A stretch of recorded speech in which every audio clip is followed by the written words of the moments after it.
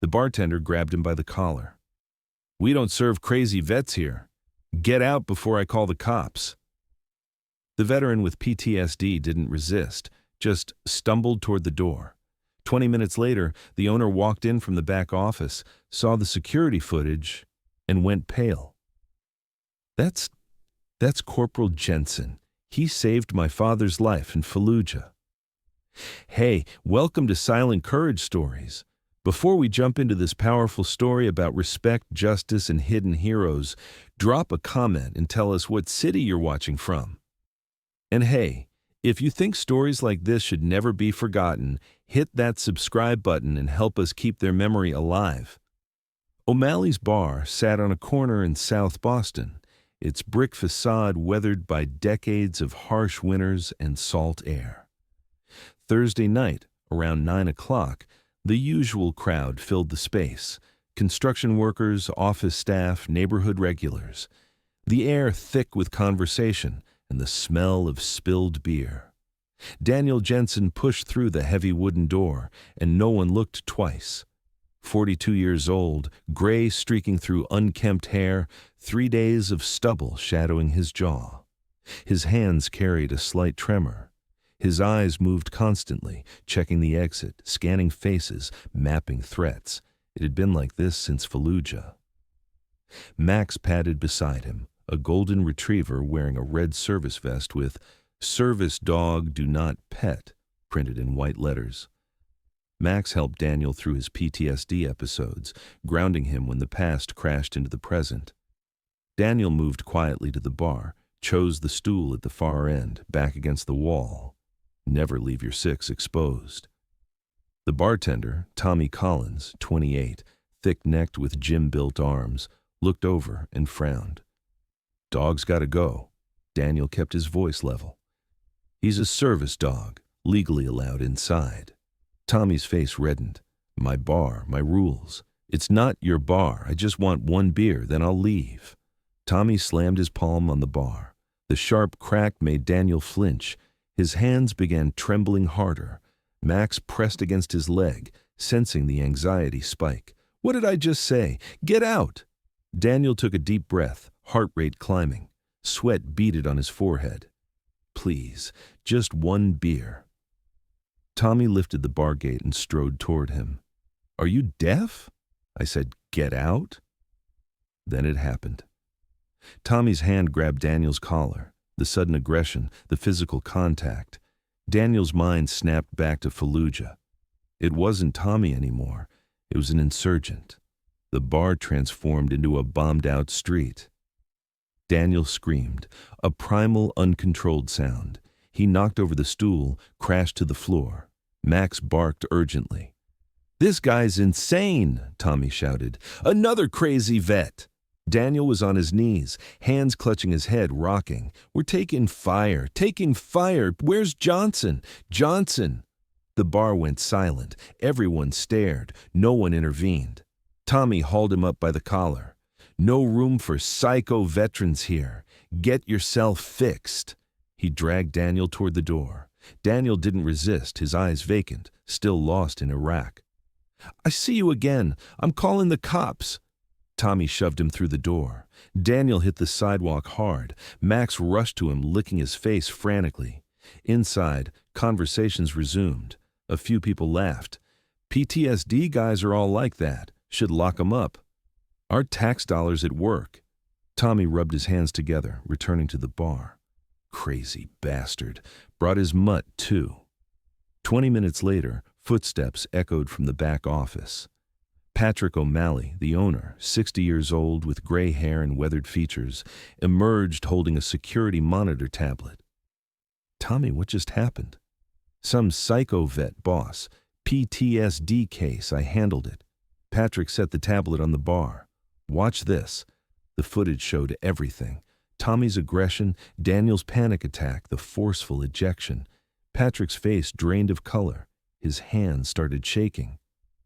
That's Daniel Jensen, Corporal Jensen." Tommy shrugged. "Whoever he is, he's nuts." Patrick's voice trembled. "That nut saved my father's life in Fallujah. My father's your grandfather, Sean O'Malley. And without Daniel Jensen, he never would have made it home. The smirk vanished from Tommy's face. Patrick continued, anger building. 2004 Fallujah. Dad's convoy hit an ambush, IED explosion. Dad took shrapnel in the leg, couldn't move. Daniel Jensen, Corporal Jensen, crawled 200 meters under fire to reach him. Carried him on his back. Took 2 bullets doing it. They're still in him. Tommy stammered. I didn't know. You didn't know because you didn't ask. You just judged. Patrick was shouting now. That man, that psycho you threw out, saved 7 soldiers that day. 7, and you tossed him into the street. Patrick grabbed his phone. Sarah? It's Patrick. Find Daniel Jensen, Corporal Jensen. Yes, now. He's somewhere on the street. Find him. He headed for the door, stopped. Tommy, pack your things. You're fired. Boss, no, it's over. That man can come to this bar any time. Free drinks for life. You never set foot here again. Patrick rushed outside. The street was empty. Daniel was gone. His phone rang. Sarah. Boss, found him. He's in the park on a bench with his dog. On my way. 5 minutes later, Patrick sat down beside Daniel on the park bench. Daniel didn't recognize him at first, his eyes still distant. Corporal Jensen? Daniel turned. Do I know you? I'm Patrick O'Malley, Sean O'Malley's son. Daniel's eyes widened. Sean, how is he? Is he okay? He's alive because of you. He's good because of you. Patrick's eyes filled with tears. I've been looking for you for 15 years. Dad always talked about you. Without Jensen, I wouldn't have come home, he'd say. Daniel looked down. Just did my job. No, you did more than your job, and what just happened in my bar. Unforgivable. I'm sorry. I'm used to it. You shouldn't be. Not anymore. Patrick stood. Come with me, back to the bar. As the real owner, I'm inviting you. Daniel hesitated. The bartender is fired. I'll hire someone respectful, someone who understands veterans. They walked back together. When they entered, all conversation stopped. Patrick stepped into the center of the room. Listen up. This man is Corporal Daniel Jensen, Iraq veteran, hero. He saved my father's life, and someone here, all of you disrespected him. You should be ashamed. Silence. Patrick continued. Daniel Jensen comes to this bar whenever he wants, with his dog. He sits, he drinks, and nobody says a word against him. Understood? A few people nodded. Some looked away. Patrick led Daniel to the bar. What'll you have? Just a beer. No, you'll have the best, what my father drinks. Daniel's eyes moistened. Max curled up at his feet. An older man approached, white-haired. Corporal Jensen. I'm a Vietnam vet. Thank you for your service. Others came forward, shook hands, apologized. Tommy was packing his things outside, watching through the window. Patrick went out. Tommy, one last thing. Those crazy guys you mock, they made it possible for you to live comfortably. They went to war so you could be safe here. Learn respect. Tommy hung his head and walked away. Inside, Daniel was on his second beer. His hands still trembled, but he was calmer. Someone had put on an old military ballad on the jukebox. A few people hummed along. Patrick sat beside him. Dad's coming tomorrow. He wants to see you. I'd like to see Sean. He wants to see you too. 15 years he's been saying, find Jensen. The next day, Sean O'Malley arrived at the bar. 70 years old, walking with crutches but standing straight. When he saw Daniel, he stopped. Jensen. Sergeant O'Malley. The two men embraced. Both had tears in their eyes. You saved my life, son. You saved mine too, Sarge. Over there every day. They sat, they talked. About Fallujah, about friends, about losses. Max lay at Sean's feet. The bar began filling. Word had spread. The neighborhood wanted to see Daniel, the real hero. A young girl approached with a notebook. Mr. Jensen, I'm from the high school paper. Can I write your story? Daniel hesitated. Sean answered, "Write it, sweetheart. Let everyone know what real heroes look like." The new bartender, Mike, an Afghanistan veteran himself, saluted Daniel. "Corporal, come any time. Doors always open." Daniel smiled. For the first time in months, genuinely smiled. Weeks passed. Daniel became a regular, sometimes with Sean, sometimes alone. Max always beside him. No one bothered them. They showed respect. One day, Tommy appeared at the bar door. Patrick went out. "What do you want?" "I want to apologize. To Mr. Jensen, to you." "Not to me. To him." Tommy entered. Daniel sat in his corner. Tommy approached. "Mr. Jensen, I'm sorry. I didn't know. I was wrong." Daniel looked at him. "You didn't just do it to me. You do it to every veteran." "I know. I'll change. I promise." Daniel nodded. "I hope so." Tommy left. Patrick watched him go. "Second chance?" "Everyone deserves one," said Daniel. Months later, O'Malley's bar was transformed. Veterans' photos lined the walls. "Wall of Heroes," read the sign above. Daniel's photo was at the top. Below it, "Corporal Daniel Jensen, save 7 lives, forever." Welcome. Every Thursday was Veterans Night. Half-price drinks, sometimes local musicians playing old military songs. Daniel now led a PTSD support group. They met at the bar. Patrick provided the space. Tommy, he came back, but as a server this time, and he addressed every veteran as Sir. Every time he served Daniel a drink, he saluted. One evening, the bar full, a young soldier appeared at the door, uniformed but with vacant eyes, PTSD obvious. Tommy saw him first. He rushed over, opened the door. "Welcome, sir. Come in. First drink's on us." The soldier was surprised. I don't have money." "Doesn't matter. This is home for veterans." Daniel stood, approached the soldier. "Come on, son. Sit with me." The soldier sat, started talking. Afghanistan, the explosion, his friends. Daniel listened. Max curled up at the soldier's feet. Patrick watched from a distance, went to his father. "We did the right thing, Dad." "Thanks to Jensen. He always does what's right." Even Tommy changed. "Anyone can change, son, if someone shows them how." That night, as the bar closed, Daniel stood to leave. Patrick stopped him. "Jensen, I want to give you something." He held out a key. "What's this?" "Key to the apartment upstairs. It's empty. It's yours now. No rent forever." Daniel's eyes filled. "I can't." "You will. Not payment for what you did for Dad. Just a small thank you." Daniel took the key. Max wagged his tail. "One condition," said Daniel. "What?" "We find places for other veterans, too. The homeless ones." Patrick smiled. "Deal." And so O'Malley's bar became more than a bar. It became a refuge, a home, a safe harbor for veterans. Daniel Jensen still lives there. Comes down every night for a beer, Max beside him. No one bothers him. Everyone shows respect. And Tommy? He finds other veterans now, brings them to the bar.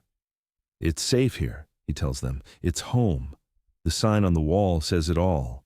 Some wounds are invisible, but honor is always visible. Daniel's story spread throughout Boston. Other bars became veteran-friendly. PTSD awareness grew, and every night at 9 o'clock, Patrick raises a glass.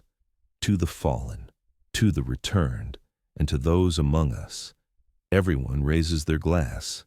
Daniel too. Quietly. Because some heroes are quiet, but they're still heard.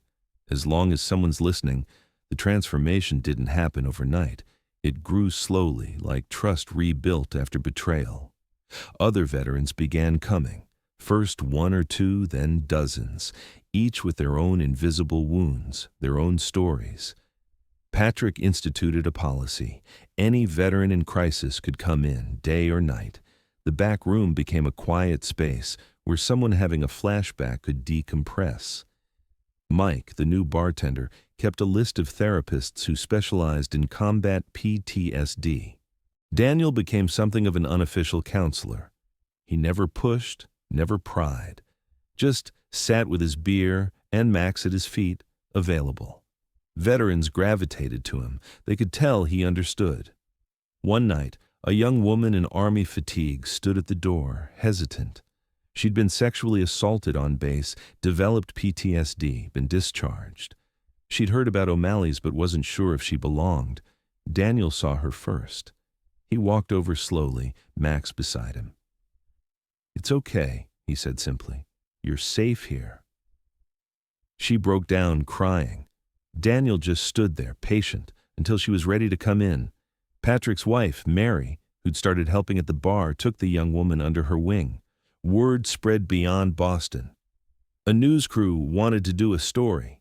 Patrick refused at first, but Daniel convinced him.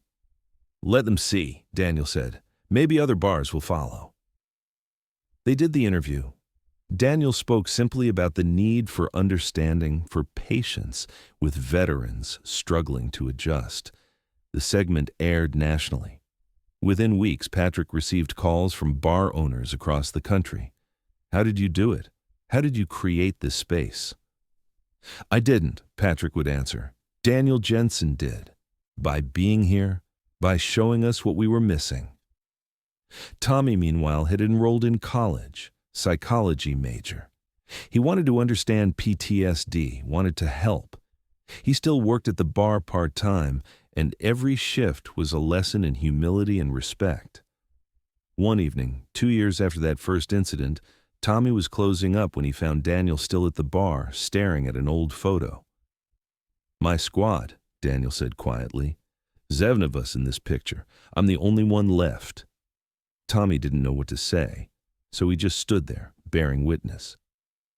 "The hardest part," Daniel continued, "isn't the memories. It's that people think we're broken, dangerous, like we chose this." "I was an idiot," Tommy said.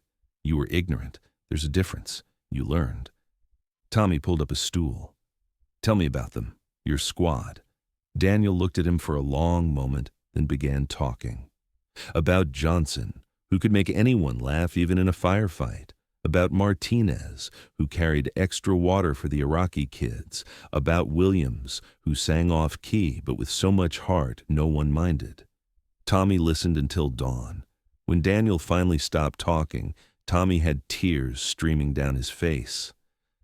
"I'm sorry," Tommy said, "not just for that night, for all of it, for not understanding." Daniel reached over, patted his shoulder. "You understand now.